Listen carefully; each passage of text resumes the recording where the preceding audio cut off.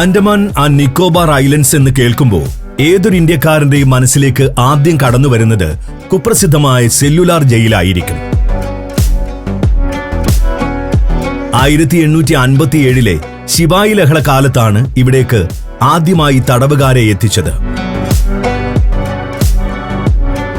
തുടർന്ന് നാട് കടത്തിയും ജയിലിലേക്കുമെല്ലാമായി ആയിരക്കണക്കിന് ഇന്ത്യക്കാരെ ബ്രിട്ടീഷുകാർ ആൻഡമാനിലേക്ക് കൊണ്ടുവന്നു. അവരിൽ പലരും പുറത്തിറങ്ങിയ ശേഷം ഇവിടെ തന്നെ തുടരുകയും ചെയ്തു. ബ്രിട്ടീഷുകാർ സ്ഥാപിച്ച പോർട്ട് ബ്ലെയർ എന്ന തുറമുഖ നഗരത്തെ പിന്നീട് വികസിപ്പിച്ചത് ആ ജനതയും അവരുടെ പിന്മുറക്കാരും കൂടിയാണ്. ഇന്ന് പോർട്ട് ബ്ലെയർ തിരക്കേറിയ വിനോദസഞ്ചാര കേന്ദ്രമാണ്. സുഖകരമായ കാലാവസ്ഥയും മനോഹരമായ ബീച്ചുകളും പവിഴപ്പുറ്റുകളും ഘോരവനങ്ങളുമെല്ലാം ഉൾപ്പെടുന്ന ട്രോപ്പിക്കൽ ടൂറിസ്റ്റ് ഡെസ്റ്റിനേഷൻ.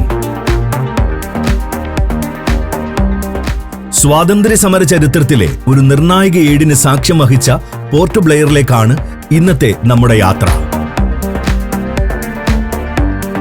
പോകാം പോർട്ട് ബ്ലെയറിന്റെ കാഴ്ചകളിലേക്ക്.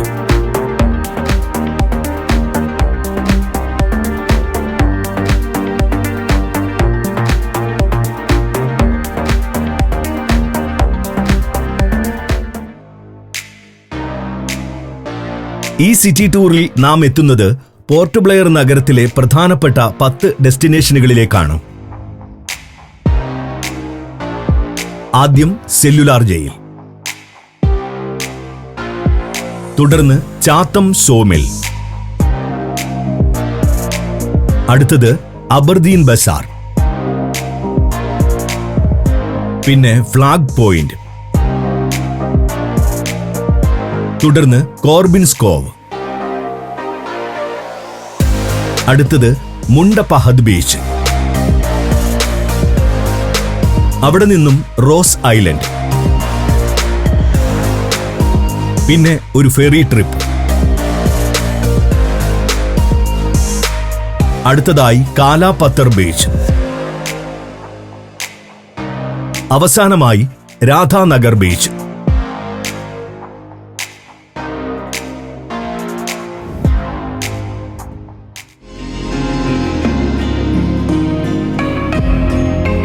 പോർട്ട് ബ്ലെയറിലെ ഏറ്റവും പ്രസിദ്ധവും പ്രധാനപ്പെട്ടതുമായ ചരിത്ര സ്മാരകം കണ്ടുകൊണ്ട് നമുക്ക് ഈ യാത്ര ആരംഭിക്കാം. കാലാപാനി എന്ന പേരിൽ കുപ്രസിദ്ധമായ സെല്ലുലാർ ജയിൽ. സ്വാതന്ത്ര്യ സമര പോരാളികൾ അതിക്രൂരമായ പീഡനങ്ങൾക്കിരയായി ദുരിത ജീവിതം നയിച്ച തടവറ.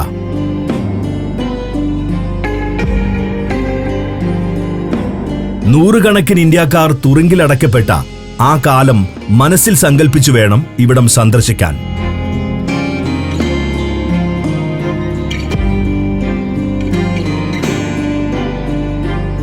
സെല്ലുലാർ ജയിലിൽ ആദ്യം കാണുന്നത് അഡ്മിനിസ്ട്രേറ്റീവ് ബ്ലോക്കാണ്.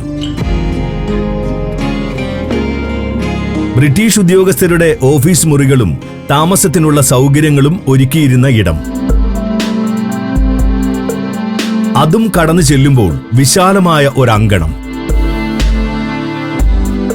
ഇവിടെ രാത്രി ലൈറ്റ് ആൻഡ് സൗണ്ട് ഷോ നടക്കുന്നുണ്ട്. ചൊവ്വ, വ്യാഴം, ശനി, ഞായർ ദിവസങ്ങളിൽ ഹിന്ദിയിലും മറ്റ് ദിവസങ്ങളിൽ ഇംഗ്ലീഷിലും ഷോ അവതരിപ്പിച്ചു വരുന്നു.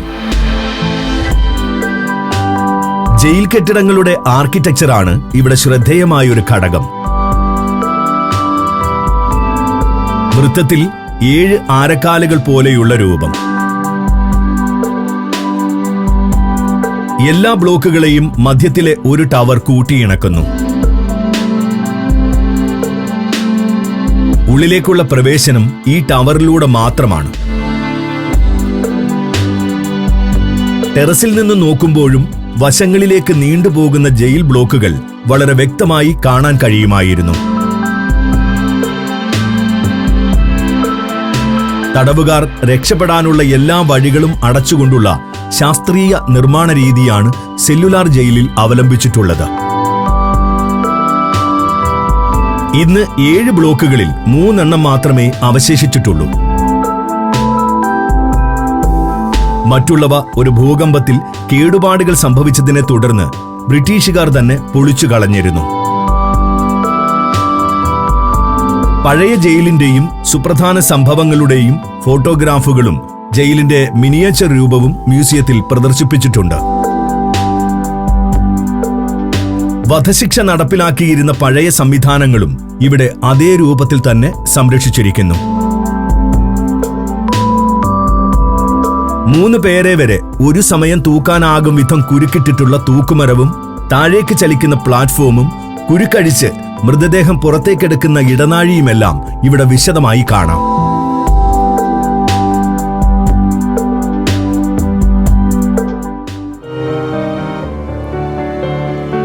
ചരിത്ര സ്മാരകമായ ചാത്തം ദ്വീപാണ് അടുത്തതായി സന്ദർശിക്കേണ്ടത്.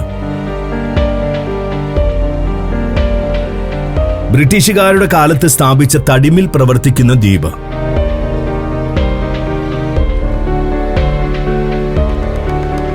ഒരു തടിമില്ലിനപ്പുറം ഇതൊരു സ്വാതന്ത്ര്യ സമര സ്മാരകം കൂടിയാണ്.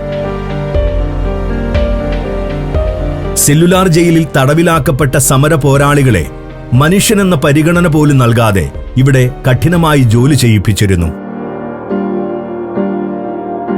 നൂറുകണക്കിന് ആളുകൾ പീഡനം സഹിക്കാനാവാതെ ഈ തടിമില്ലിൽ മരിച്ചു വീണിട്ടുമുണ്ട്.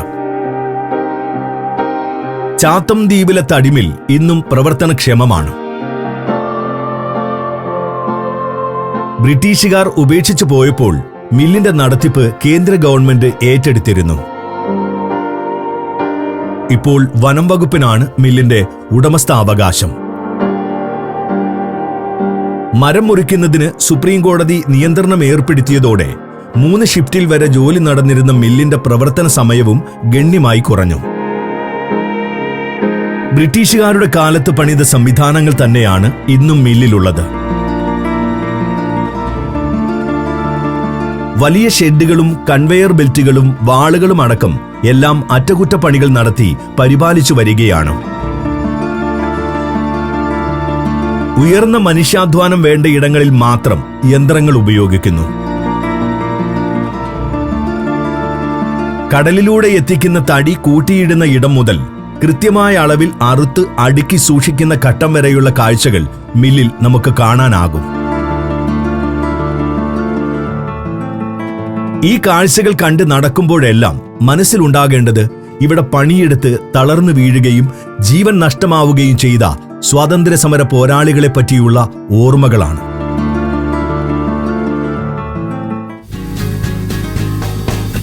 ഇനി നമുക്ക് പോർട്ട് ബ്ലെയർ നഗരത്തിന്റെ ഹൃദയമായ അബർദീനിലേക്ക് പോകാം. വടക്ക് കിഴക്കൻ സ്കോട്ട്ലൻഡിലെ ഒരു പട്ടണത്തിന്റെ പേര് കടം കൊണ്ട് ബ്രിട്ടീഷുകാർ നൽകിയ പേരാണിത്. നഗരത്തിലെ പ്രധാന കച്ചവട കേന്ദ്രവും അബർദീൻ തന്നെയാണ്. എങ്കിലും ഒരു നഗരത്തിൻ്റെതായ പ്രൗഢിയൊന്നും അബർദീനിൽ കാണാനാവില്ല. കേരളത്തിലെയും മറ്റും ഒരിടത്തരം പട്ടണത്തിന്റെ രൂപഭാവങ്ങൾ മാത്രമേ ഉള്ളൂ. ഉയരം കൂടിയ കെട്ടിടങ്ങൾക്കും വലിയ സൂപ്പർ മാർക്കറ്റുകൾക്കും പകരം ഉൽപ്പന്നങ്ങൾ കുത്തി നിറച്ച് പ്രദർശിപ്പിച്ചിട്ടുള്ള ചെറിയ ഷോപ്പുകളാണ് ഇവിടെ ഭൂരിഭാഗവും. ഇതിൽ ചില കെട്ടിടങ്ങൾ കൊളോണിയൽ കാലത്ത് നിർമ്മിച്ചതാണ്. അവയുടെ കൊളോണിയൽ ആർക്കിടെക്ചറിൽ നിന്നും ഇത് മനസ്സിലാക്കാനാകും. പകൽ ശാന്തമായ അബർദീൻ സന്ധ്യയോടെയാണ് സജീവമാവുക. വഴിയോരത്ത് വൈകുന്നേര സ്ഥാനം പിടിക്കുന്ന ഫാസ്റ്റ് ഫുഡ് സ്റ്റാളുകൾക്ക് ഇതിൽ മുഖ്യ പങ്കുണ്ട്. ചൂടോടെ തയ്യാറാക്കി നൽകുന്ന നാടൻ ഭക്ഷണം ആസ്വദിക്കാൻ ധാരാളം ആളുകൾ ഇവിടെ എത്തുന്നു. വൈകുന്നേരങ്ങളിൽ ആളുകൾ സൗഹൃദം പങ്കിടാനായി ഒത്തുകൂടുന്ന ഇടം കൂടിയാണ് ഈ സ്ട്രീറ്റ് ഫുഡ് സ്റ്റാളുകൾ. തമിഴരുടെ ധാരാളം കോവിലുകളും അബർദീനിലുണ്ട്. പകലും രാത്രിയും അബർദീനിലെ ജീവിതം കണ്ടുകൊണ്ട് നടക്കുന്നത് രസകരവും വിജ്ഞാനപ്രദവുമായ ആക്ടിവിറ്റി തന്നെയാണ്.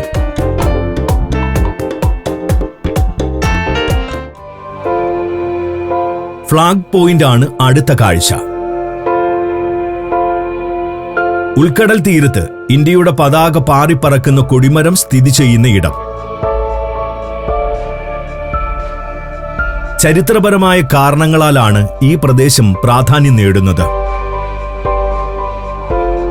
രണ്ടാം ലോക മഹായുദ്ധകാലത്ത് ആൻഡമാൻ ജപ്പാന്റെ കീഴിലായിരുന്നപ്പോൾ നേതാജി ദ്വീപിലെത്തുകയും ഇവിടെ ഇന്ത്യൻ ത്രിവർണ പതാക ഉയർത്തുകയും ചെയ്തിരുന്നു.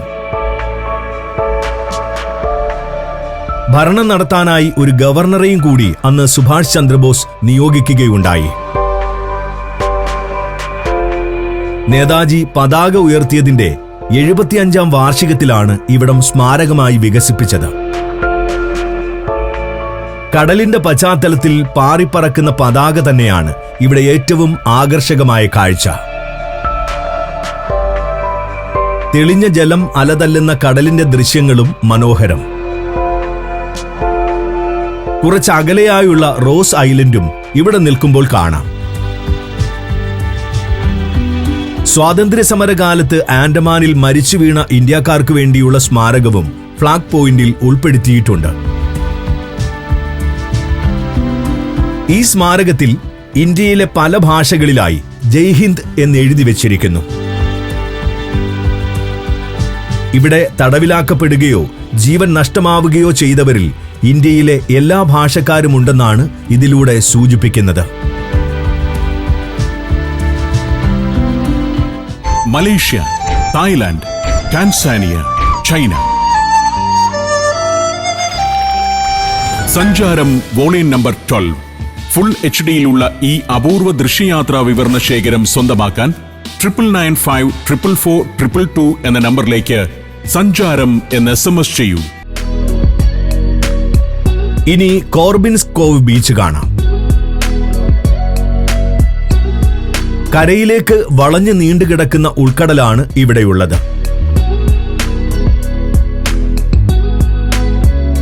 തീരത്തിന് വീതി കുറവാണെങ്കിലും തെങ്ങുകൾ വളർന്നു നിൽക്കുന്ന മണൽപ്പരപ്പ് വിശ്രമത്തിന് അനുയോജ്യമായിരിക്കും. ആൻഡമാനിലെ നാടൻ ലഘുഭക്ഷണങ്ങൾ ലഭ്യമായ നിരവധി ചെറു സ്റ്റാളുകളും സമീപത്തായുണ്ട്. കരകൗശല വസ്തുക്കൾ അടക്കമുള്ള സുവനീറുകൾ വിൽക്കുന്ന കടകളും. കിഴക്ക് ഭാഗത്തുള്ള തീരമായതിനാൽ സൂര്യോദയം കാണാനും ഇതൊരു നല്ല ഡെസ്റ്റിനേഷനാണ്. പലതരം ജലവിനോദങ്ങളാണ് കോർബിൻസ് കോവിന്റെ പ്രധാന ആകർഷണം. Sea kart riding, speed boat riding, jet skiing, parasailing എന്നിവയെല്ലാം ഇതിൽ ഉൾപ്പെടും. ഇന്ത്യയിൽ ആദ്യമായി സീകാർട്ട് ആക്ടിവിറ്റി ആരംഭിച്ചത് കോർബിൻസ് കോവ് ബീച്ചിലാണ്. അതിവേഗത്തിൽ കടലിലൂടെ ഒന്നിലധികം ആളുകളുമായി സഞ്ചരിക്കാൻ കഴിയുന്ന വാഹനമാണിത്. നല്ല തെളിഞ്ഞ ജലം ബീച്ചിന്റെ ദൃശ്യങ്ങൾക്ക് സവിശേഷ ഭംഗി പകരുന്നുണ്ട്. അതുകൊണ്ട് തന്നെ ഇവിടെ നീന്തുന്നത് ആസ്വാദ്യകരമായ അനുഭവം തന്നെയായിരിക്കും. ജപ്പാന്റെ അധിനിവേശകാലത്ത് നിർമ്മിച്ച ബങ്കറുകൾ കോർബിൻസ് കോവിലെ മറ്റൊരു കാഴ്ചയാണ്. ദശകങ്ങൾക്കിപ്പുറവും തകരാറുകളൊന്നുമില്ലാതെ ഇവ നിലനിൽക്കുന്നുണ്ട്. തീരത്തെമ്പാടും ഇത്തരം ബങ്കറുകൾ കാണാം.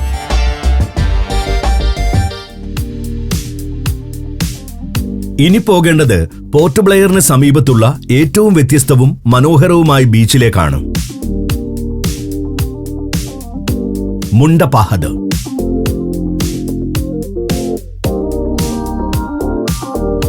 വനത്തിനുള്ളിലുള്ള ബീച്ചാണെന്നതാണ് മുണ്ടപഹദിന്റെ മുഖ്യ സവിശേഷത.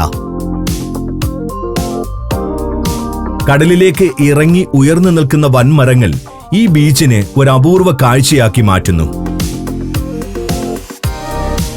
സുനാമി കാലത്ത് അതിശക്തമായി തിരകൾ അടിച്ചു കയറിയ തീരമാണിത്. അന്ന് കടപുഴകിയ മരങ്ങളുടെ അവശേഷിക്കുന്ന ഭാഗങ്ങൾ തീരത്ത് ദ്രവിച്ചു കിടക്കുന്നതൊരു കാഴ്ചയാണ്. ഒറ്റനോട്ടത്തിൽ ഈ മരങ്ങൾ തടിയിൽ തീർത്ത മനോഹര ശില്പം പോലെ തോന്നിക്കുകയും ചെയ്യും. തീരെ വീതി കുറഞ്ഞ വെളുത്ത മണൽ നിറഞ്ഞ തീരമാണിത്. അടിത്തട്ട് കാണത്തക്ക വിധം തെളിഞ്ഞ ജലം സാവധാനം അലയടിക്കുന്നത് രസകരമായ മറ്റൊരു കാഴ്ചയും.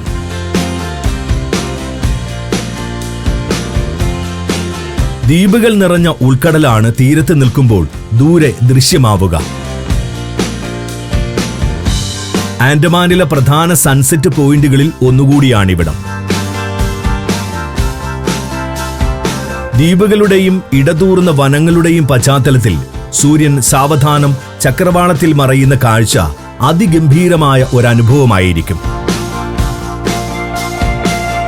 വനത്തോട് ചേർന്നായതിനാൽ മുതലയുടെ സാന്നിധ്യം മുണ്ടപഹതിൽ കൂടുതലായുണ്ട്. അതുകൊണ്ട് തന്നെ കടലിൽ ഇറങ്ങുന്നത് അപകടകരമാണ്. ചിടിയ താപ്പു എന്ന ബയോളജിക്കൽ റിസർവ് ഈ ബീച്ചിനോട് ചേർന്നാണ്. പക്ഷിവർഗങ്ങൾ ധാരാളമായി കേന്ദ്രീകരിച്ചിട്ടുള്ളതിനാൽ പക്ഷി നിരീക്ഷണത്തിന് അനുയോജ്യമാണിവിടം. കൂടാതെ റിസർവിനുള്ളിലൂടെ നടന്ന് കുന്നിൻ മുകളിൽ തീരത്തോട് ചേർന്നുള്ള ക്ലിഫിൽ എത്തുകയും ചെയ്യാം. മരതകപ്പച്ച നിറത്തിലുള്ള കടലിന്റെ വിശാലമായ കാഴ്ചയാണ് ഇവിടുത്തെ പ്രധാന ആകർഷണം.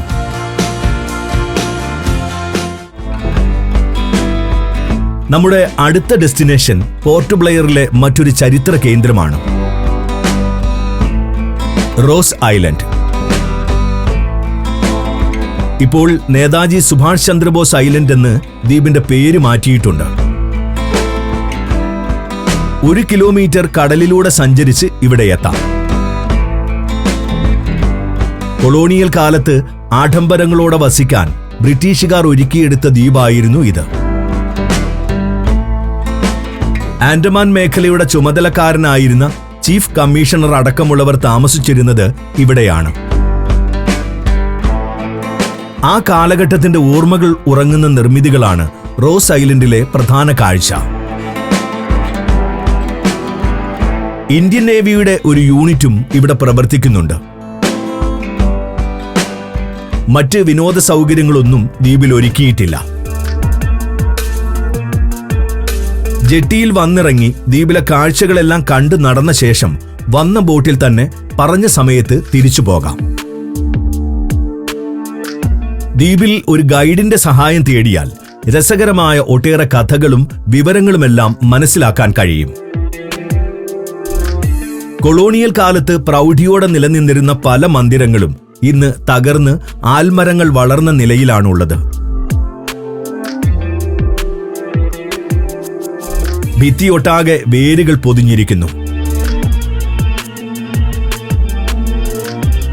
മേൽക്കൂരകൾ അടർന്നു വീണ നിലയിലാണ്. മധ്യത്തിലെ ഒരു കുന്നിലായിരുന്നു കമ്മീഷണേഴ്സ് ബംഗ്ലാവ് ഉൾപ്പെടെയുള്ള പ്രധാന മന്ദിരങ്ങളുടെ സ്ഥാനം. താഴെ store, power house, water treatment plant, bakery തുടങ്ങിയ സ്ഥാപനങ്ങളും. കുന്നിൻ മുകളിൽ വ്യൂ പോയിന്റിൽ നിന്നുകൊണ്ട് കടലിന്റെ ഭംഗിയുള്ള കാഴ്ചകളും ആസ്വദിക്കാം.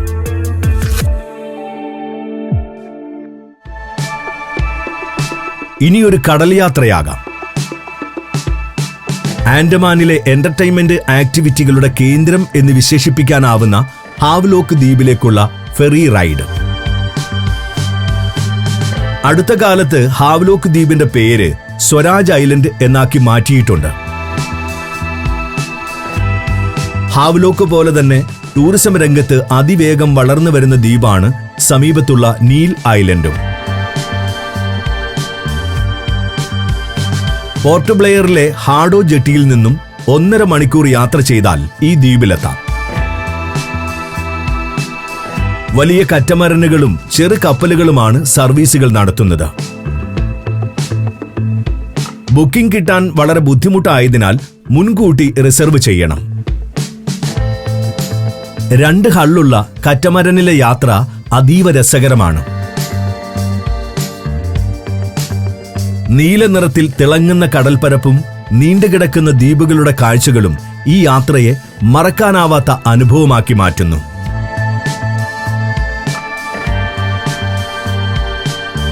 പല നിലവാരത്തിലുള്ള സീറ്റുകൾ കറ്റമരനിൽ തെരഞ്ഞെടുക്കാം. അപ്പർ ഡെക്കിൽ നിരക്ക് കൂടുതലാണ്. ലഭിക്കുന്ന സൗകര്യങ്ങളാണ് തുക നിശ്ചയിക്കുന്ന മറ്റൊരു ഘടകം. ഒക്ടോബർ മുതൽ ഏപ്രിൽ വരെയുള്ള മാസങ്ങളാണ് ഹാവ്ലോക്ക് സന്ദർശിക്കാൻ ഉത്തമം. ഇതാണ് ടൂറിസ്റ്റ് സീസണും. ഫെറി സർവീസുകളും മറ്റും അപ്പോൾ കൃത്യമായി നടക്കും. എന്നാൽ മഴക്കാലമായാൽ കാലാവസ്ഥ കണക്കിലെടുത്ത് മാത്രമേ സർവീസുകൾ ഉണ്ടാകൂ. സന്ദർശനം സമയബന്ധിതമായി പൂർത്തിയാക്കാൻ ഹാവ്ലോക്കിൽ ഗൈഡിന്റെ സഹായം തേടുന്നത് നല്ലതാണ്.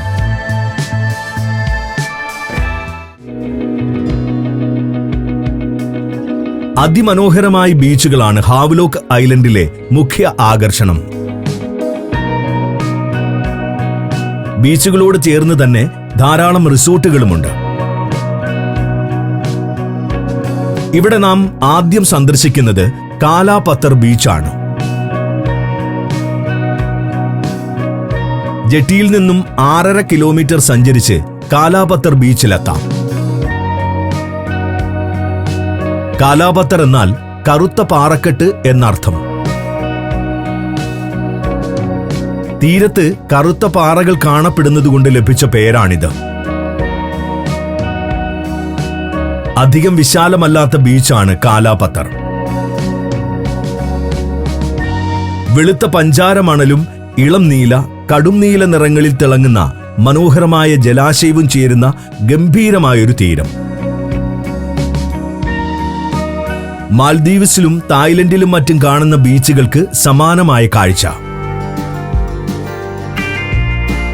തായ്ലൻഡിലെ തിരക്കേറിയ ടൂറിസ്റ്റ് ഡെസ്റ്റിനേഷനായ ഫുക്കറ്റ് ദ്വീപ് ഇവിടെ നിന്നും 400 കിലോമീറ്റർ മാത്രം അകലെയാണ്. ഇതേ ഭൂപ്രകൃതിയും കാലാവസ്ഥയും തന്നെയാണ് അവിടെയും. വലിയ തിരകൾ കുറവാണെന്നതാണ് ബീച്ചിന്റെ മറ്റൊരു പ്രത്യേകത. ആഴവും കുറവാണ്. അതുകൊണ്ട് തന്നെ നീന്താൻ അനുയോജ്യമാണിവിടം. കട്ടിയേറിയ ഇലച്ചാർത്തുള്ള മരങ്ങൾ നിറഞ്ഞ മണൽപ്പരപ്പാണ് കാലാപത്തർ ബീച്ചിന്റെ മറ്റൊരു പ്രത്യേകത. കടൽക്കാറ്റും കൊണ്ട് കടലിന്റെ കാഴ്ചകളും ആസ്വദിച്ച് മരത്തണലിൽ അലസമായിരുന്ന് സമയം ചിലവഴിക്കാം.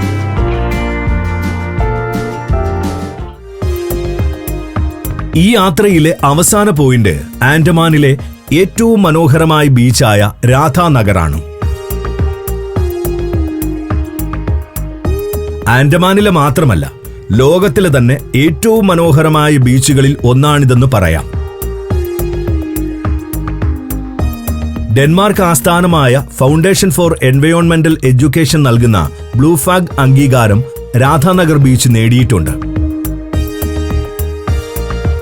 പരിസ്ഥിതി പ്രവർത്തനങ്ങൾ, വൃത്തി, നൽകുന്ന സേവനത്തിന്റെ നിലവാരം എന്നിവയെല്ലാം കണക്കാക്കി നൽകുന്ന സർട്ടിഫിക്കറ്റാണിത്. ഇലകൾ നിറഞ്ഞ വൻമരങ്ങൾ വളർന്നു നിൽക്കുന്ന പ്രദേശത്താണ് ബീച്ചിന്റെ സ്ഥാനം. അതുകൊണ്ട് തന്നെ പാർക്കിംഗ് ഏരിയയിലും മറ്റും എത്തുമ്പോൾ ഒരു വനത്തിന്റെ പ്രതീതിയാകും ഉണ്ടാവുക. മരങ്ങൾ നിറഞ്ഞ ഭാഗം കടന്നാൽ തുറസായ മണൽപ്പരപ്പിലേക്ക് എത്തും. അതിനപ്പുറം ഇളം നീല, കടും നീല നിറത്തിൽ തിളങ്ങുന്ന കടൽ. കണ്ണഞ്ചിപ്പിക്കുന്ന വർണ്ണങ്ങളുടെ മേളനം. തീരത്ത് മരത്തണലിൽ ഇരിപ്പിടങ്ങൾ ഒരുക്കിയിട്ടുള്ളതിനാൽ ഇവിടിരുന്ന് കാഴ്ചകൾ ആസ്വദിക്കാം. ഈ മനോഹര ദൃശ്യങ്ങൾ എത്ര കണ്ടാലും മതിയാവില്ലെന്നതാണ് യാഥാർത്ഥ്യം. പടിഞ്ഞാറ് ഭാഗത്തായതിനാൽ സൂര്യാസ്തമയ കാഴ്ചകളും ആസ്വദിക്കാം. ആൻഡമാനിലെ പ്രധാനപ്പെട്ട സൺസെറ്റ് ലൊക്കേഷനുകളിൽ ഒന്നുകൂടിയാണിത്. ആഴം കുറവായതിനാൽ രാധാനഗർ തീരത്ത് അപകടരഹിതമായി നീന്താനും കഴിയും.